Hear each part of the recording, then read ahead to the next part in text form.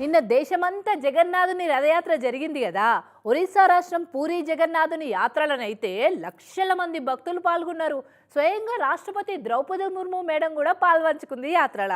ఇక మన హైదరాబాద్లా ISKCON temple వాళ్ళు తీసిన రథయాత్రల సీఎం రేవంత్ సార్ కూడా పాల్గొన్నాడు.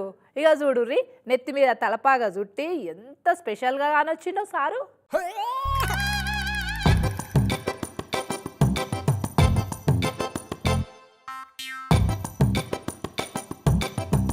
పట్నంలో ఎన్టీఆర్ స్టేడియం కాడికేరి నాంపల్లి ఎగ్జిబిషన్ మైదానం దాకా తీసిన రథయాత్రను షురు చేయమని సీఎం రేవంత్ సార్ను పిలిచిరు ఇస్కాన్ గుడోళ్ళు.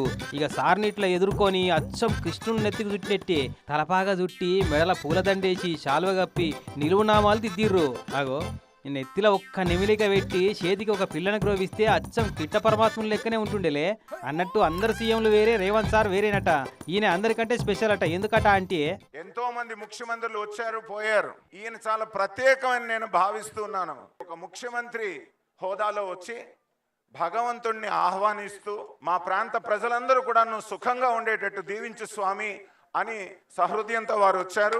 ఇక అట్లన్నాక సారుకి ఇట్లా మాట్లాడుకొచ్చిండు. జగన్నాథుడి శోభాయాత్రను మన రాష్ట్రంలో తెలంగాణ రాష్ట్ర ప్రభుత్వం స్వాగతిస్తున్నది. ఈ ప్రభుత్వం అందరిది. ఈ ప్రభుత్వం మత సామరస్యాన్ని కాపాడుతుంది.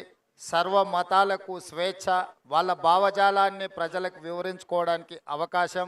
హరే కృష్ణకు సంబంధించి ఈరోజు ఈ శోభాయాత్రలో పాల్గొనడం నాకు కూడా ఒక మంచి అనుభూతి. హరే కృష్ణ హరే కృష్ణ కృష్ణ కృష్ణ హరే హరే.